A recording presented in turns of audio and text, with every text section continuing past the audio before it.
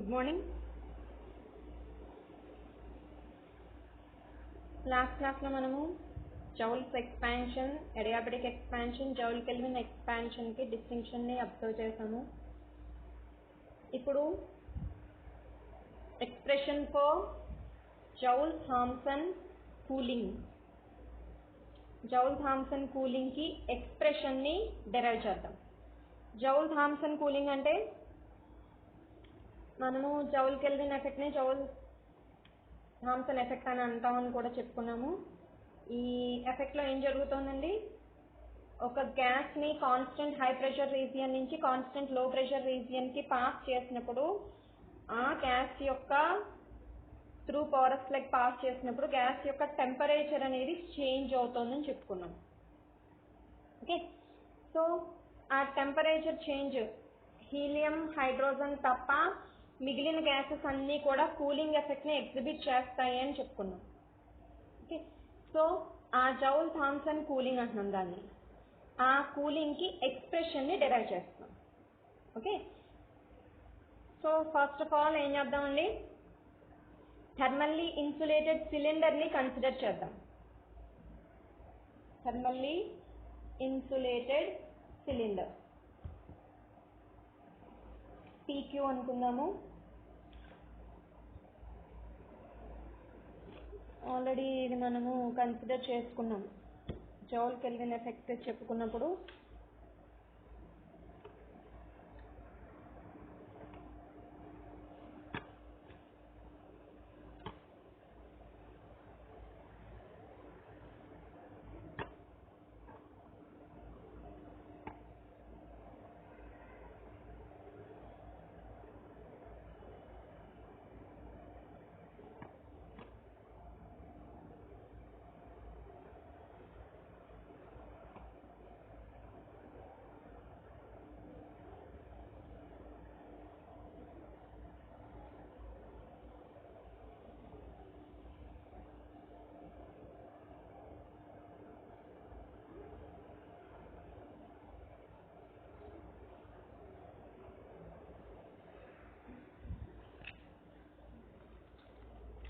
So this is the thermally insulated cylinder. Okay, దీన్ని PQ అనుకుంటున్నాము.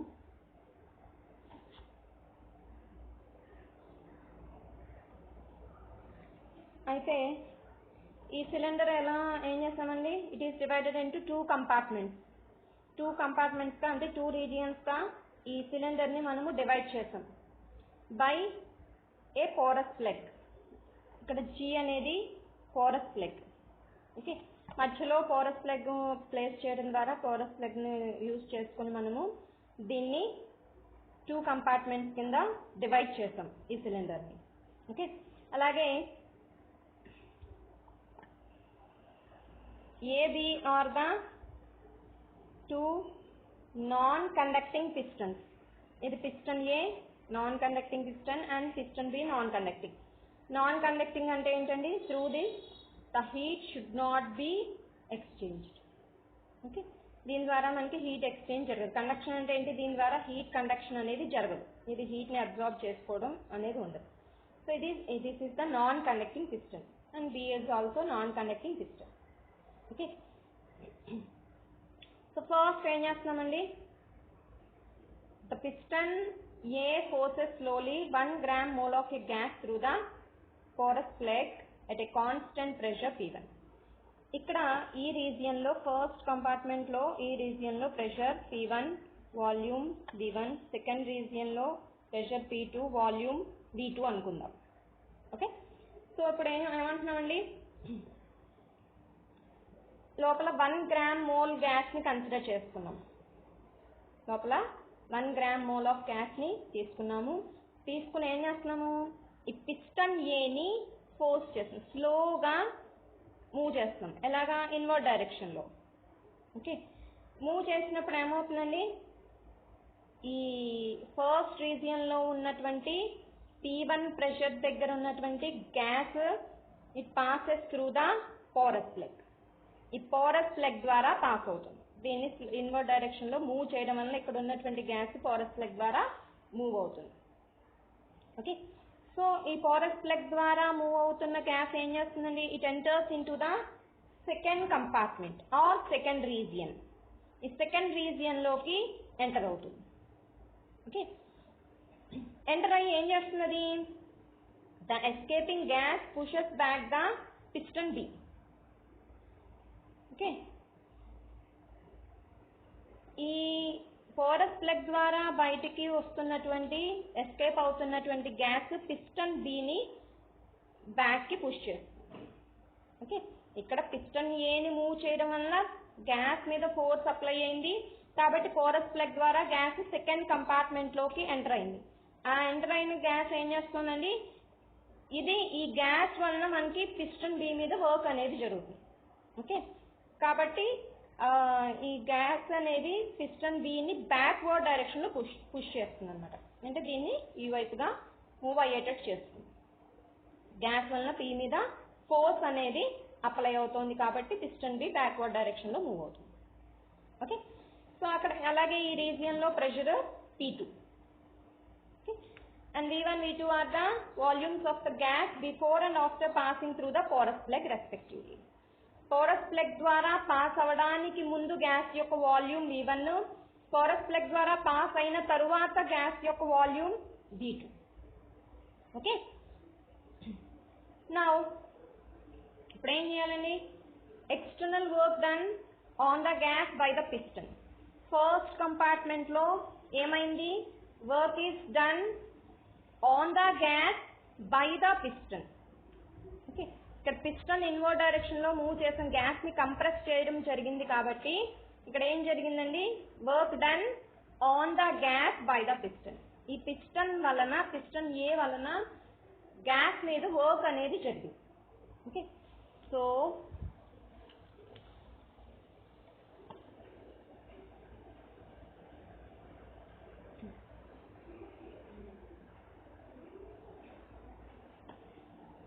external work done on the gas by the piston equals to ఏమవుతుందండి, P1 V1 అవుతుంది. Work డన్కి మనం pressure into volume అని already ఎక్స్ప్రెషన్ని previous క్లాసెస్లో upline చేసుకున్నాం. P1 V1 ఎలా వచ్చింది అనేది అక్కడ చూసుకున్నాం, ఆల్రెడీ మీకు ఎక్స్ప్లెయిన్ చేశాను ఇది. Okay, so work done on the gas by the piston equals to P1 V1, pressure into volume. First కంపార్ట్మెంట్లో ప్రెషర్ P1, వాల్యూమ్ V1 కాబట్టి P1 V1 అయింది. Similarly external work done by the gas on the piston.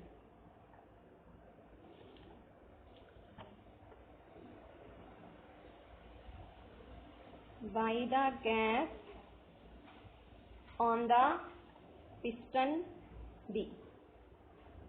ఏమవుతుందండి, ఎక్కడ work done by the gas, ఎక్కడ second రీజియన్లోకి enter అయినప్పుడు ఇక్కడ ఈ గ్యాస్ ఏం చేస్తుందండి, పిస్టన్ B మీద వర్క్ అనేది అప్లై చేస్తుంది, వర్క్ అనేది జరిగింది due to the gas. Okay, so work done by the gas on the piston should be equals to again pressure into volume. Okay, pressure into volume అంటే second కంపార్ట్మెంట్లో pressure P2, volume V2, P2 V2. So net amount of work done by the gas ఏమవుతుందండి,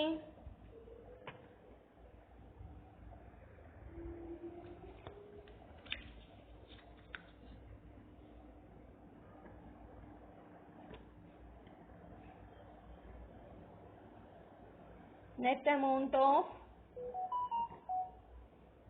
work done by the gas equals to P2 V2 minus P1 V1.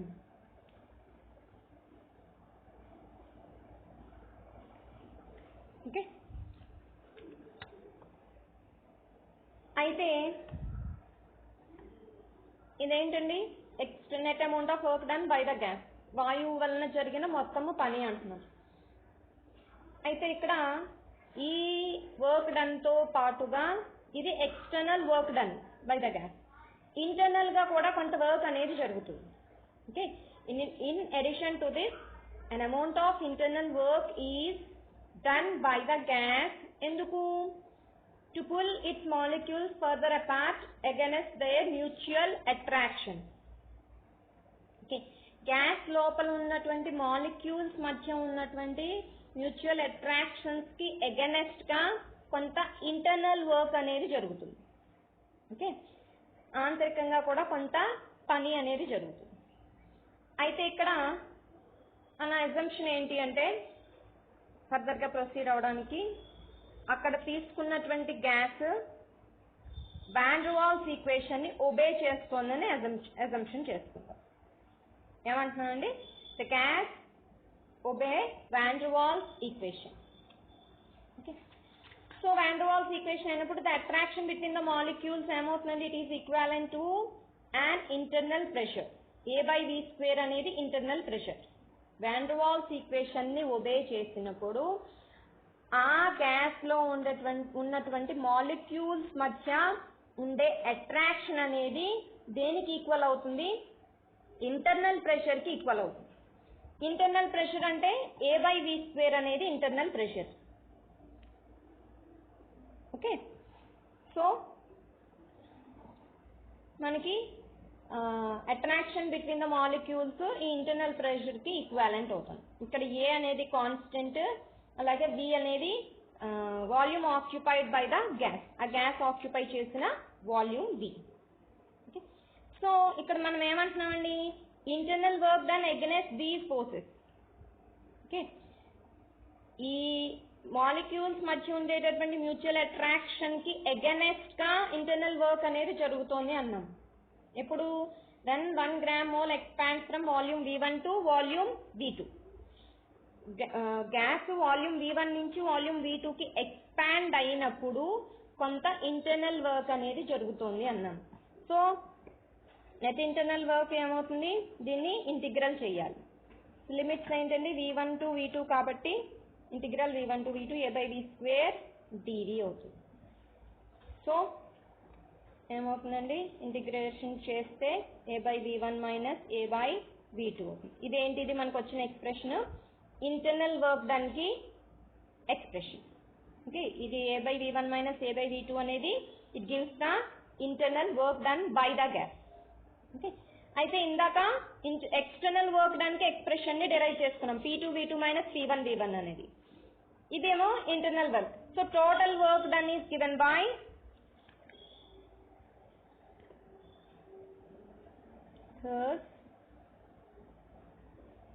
the total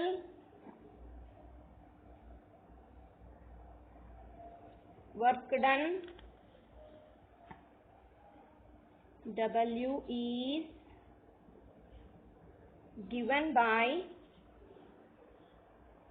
W equals to ఏమవుతుందండి? External work plus internal work.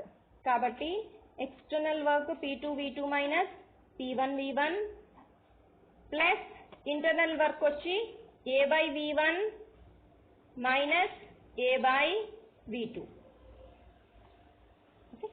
ఇది total work done కి expression. ఇప్పుడు మనము van der Waals equation ని consider చేద్దాం. According to van der Waals equation we have P plus A/V² into V minus B equals to RT. ఇది van der Waals gas equation, gas కి equation. Okay, so దీన్ని multiply చేసేద్దాము. First V తో multiply చేద్దాము. So PV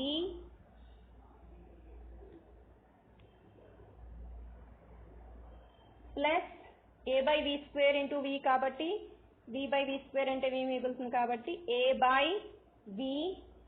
next B తోటి minus బితో multiply చేస్తే minus PB minus AB by B square equals to RT. Okay, అయితే ఇక్కడ ఈ ఎక్స్ప్రెషన్లో ఏబీలు రెండు స్మాల్ క్వాంటిటీస్, ఏబీలు రెండు స్మాల్ క్వాంటిటీస్,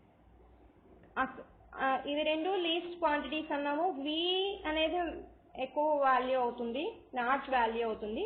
దాన్ని మళ్ళీ స్క్వేర్ చేస్తే ఇంకా ఎక్కువ వాల్యూ అవుతుంది. ఈ లీస్ట్ వాల్యూస్ని అంత లార్జ్ వాల్యూతో మనము డివైడ్ చేసినప్పుడు మనకి అక్కడ వచ్చేటటువంటి value, final resultant value AB by V square అనే వాల్యూ చాలా తక్కువగా ఉంటుంది. కాబట్టి ఏబి బై వి స్క్వేర్ అనే క్వాంటిటీని నెగ్లెక్ట్ చేస్తున్నాం. ఓకే, నెగ్లెక్ట్ చేస్తే ఇంకా రిమైనింగ్ క్వాంటిటీస్ ఏంటండి? ఇక్కడ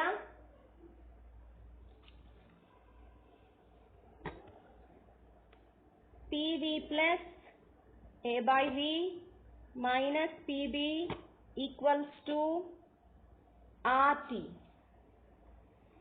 ఓకే, అండ్ నెక్స్ట్ ఇప్పుడు ఏం చేస్తున్నామంటే ఈ పివిని ఇట్ సైడ్ ఉంచి ఈ టూ టర్మ్స్ని రైట్ సైడ్కి తీసుకెళ్దాం. తీసుకెళ్తే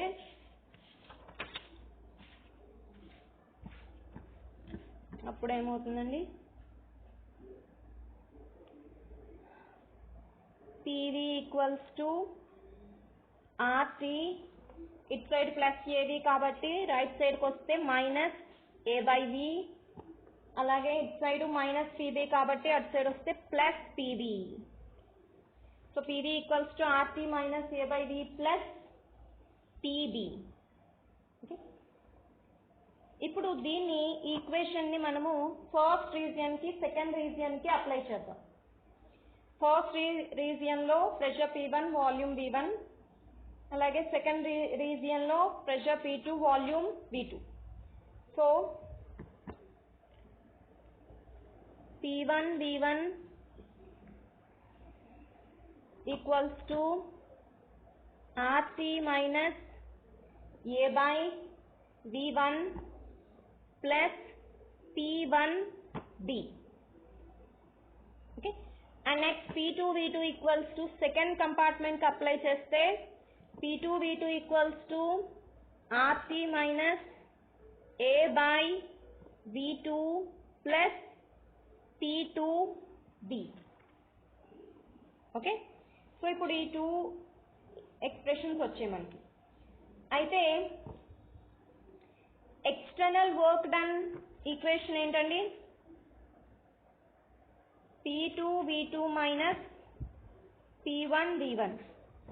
కాబట్టి దీంట్లోంచి దీన్ని సబ్ట్రాక్ట్ చేస్తే RC మైనస్ RT క్యాన్సిల్ అవుతుంది. ఇక్కడ minus A by V2 minus of minus plus అవుతుంది ఏ బై V1. సో అంటే A by V1 minus A by V2. Okay, and next ఈ టూ టర్మ్స్ నుంచి మనకి P2B minus P1B.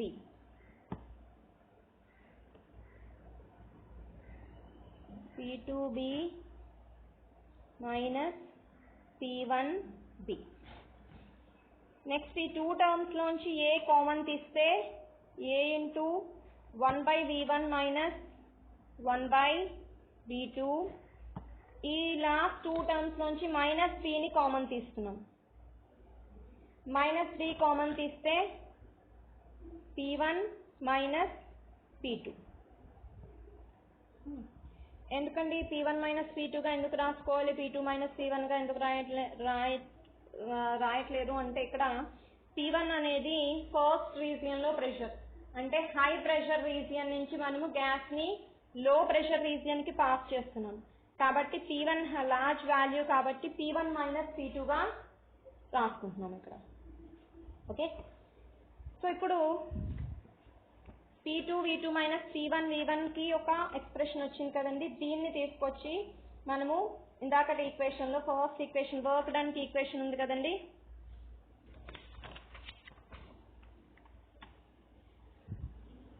W equals to P2 V2 minus P1 V1 plus A by V1 minus A by V2.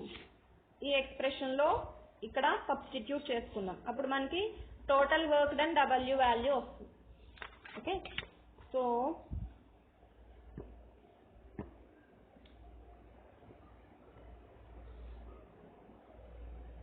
W work done equals to P2 V2 minus P1 V1 value వచ్చి A into 1 by V1 minus 1 by V2 minus B P1 minus P2 ఇది external work done plus internal work done వచ్చి plus A by V1 minus A by V2.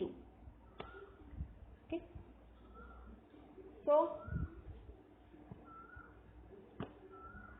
చూడండి ఇక్కడ A by V1 minus A by V2, ఇక్కడ కూడా A by V1 minus A by V2, కాబట్టి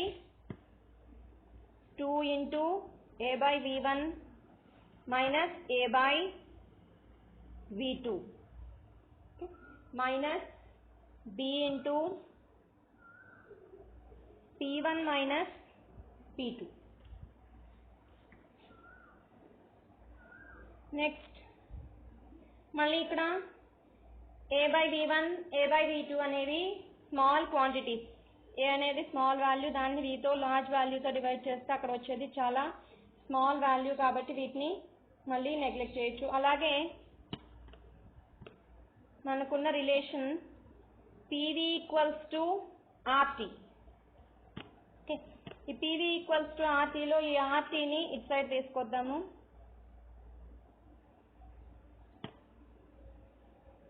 Vని తీసుకొస్తే 1 by V అయింది. ఇప్పుడు both sides Aతో multiply చేద్దాం. Aతో మల్టిప్లై చేస్తే A by V equals to PA by RT. Okay, ఇప్పుడు మళ్ళీ ఈ ఎక్స్ప్రెషన్ని ఫస్ట్ రీజియన్కి సెకండ్ రీజియన్కి అప్లై చేద్దాం. అప్లై చేస్తే ఫస్ట్ రీజియన్కి కన్సిడర్ చేసుకుంటే A by V1 equals to P1 A by RT అవుతుంది. Okay, P1 A by RT. అలాగే సెకండ్ రీజియన్కి అప్లై చేస్తే A by V2 equals to P2 A by RT. Okay, so in place of A by V1 minus A by V2 మనం ఇక్కడ P1 A by RT minus P2 A by RTని consider చేసుకుందాం, substitution చేద్దాం. So work done W equals to 2 into A by V1 minus A by V2, కాబట్టి A by V1 minus A by V2. So A by V1 అంటే P1 A by RT minus A by V2 అంటే P2 A by RT minus B into P1 minus P2 minus B into P1 minus P2. Okay, next ఈ 2 terms లోంచి మనము A by RTని common తీయచ్చు కదండి. తీసుకుంటే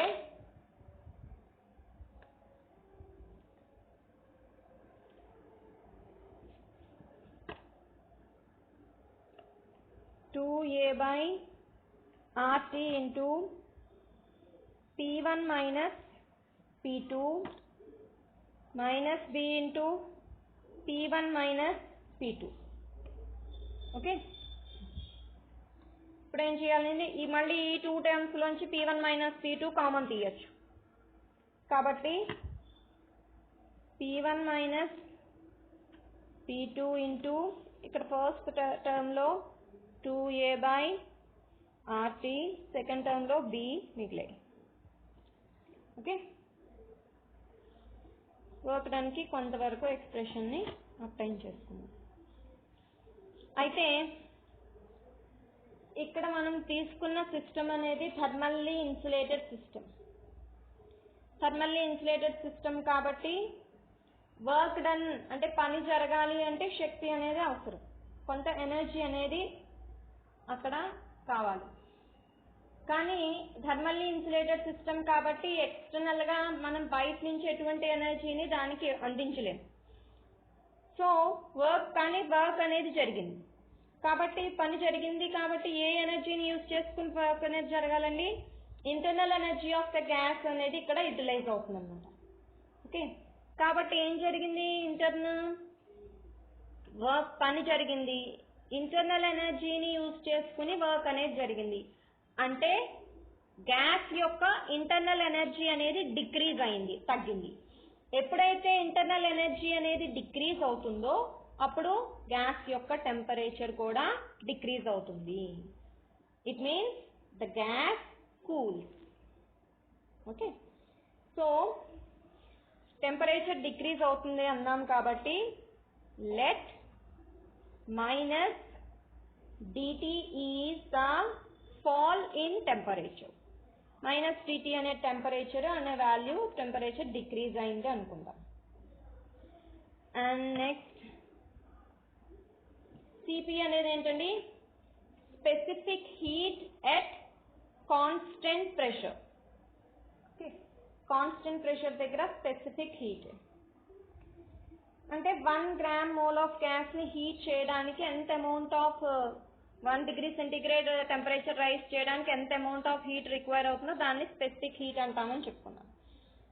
కాబట్టి మనము ఒరిజినల్ టెంపరేచర్ ని రీస్టోర్ చేయాలి అంటే ఏంటి? ఒరిజినల్ టెంపరేచర్ ని రీస్టోర్ చేయడం అంటే కొంత టెంపరేచర్ డిక్రీజ్ అయింది అన్నాం కదా, ఎంత డిక్రీజ్ అయిందో అది మళ్ళీ దాన్ని తిరిగి దానికి ఇవ్వాలి అనుకుంటే బిఫోర్ టెంపరేచర్ ఏదైతే ఉందో ఆ టెంపరేచర్ అది రీచ్ అవ్వాలి అంటే దానికి ఆ గ్యాస్ కి మనము ఎంత అమౌంట్ ఆఫ్ హీట్ ని సప్లై చేస్తే అప్పుడు అది ఒరిజినల్ టెంపరేచర్ ని రీస్టోర్ చేసుకుంటుంది. అంటే the amount of heat must be supply to restore the original temperature will be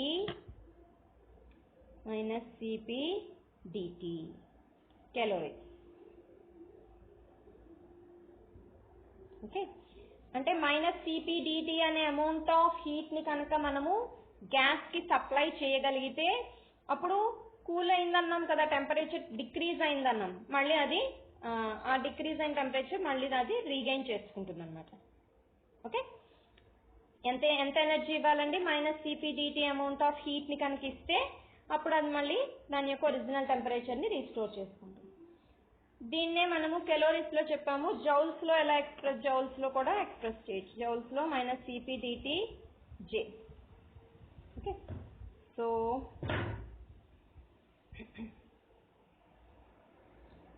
ఇంత అమౌంట్ ఆఫ్ హీట్ అనేది మనకి వర్క్ గా కన్వర్ట్ అయింది కాబట్టి in place of work we can write minus Cp dt J equals to P1 minus P2 into 2A by RT minus B. Okay, so మనకి amount of cooling కదా, cooling కి expression derive చేస్తున్నాం కదండి. కాబట్టి డిటీని ఉంచి ఈ మైనస్ సిపిజేని తీసుకొచ్చేస్తే ఏమవుతుంది? Minus P1 minus P2 by Cp J into 2A by RT minus B. ఇది మనకి కావాల్సిన required final equation. Okay, so equation దేన్ని రిప్రజెంట్ చేస్తుందండి? ఎంత కూలింగ్ ప్రొడ్యూస్ అయింది అనేది ఈ ఎక్స్ప్రెషన్ ద్వారా మనకి తెలుస్తుంది. అలాగే దీంట్లో మనకి ఇంకా ఏమేమి విషయాలు అర్థమవుతున్నాయండి? ఏ టెంపరేచర్ దగ్గర అయినా సరే ఎంత కూలింగ్ ప్రొడ్యూస్ అవుతుంది అనేది దేనికి ప్రపోజ్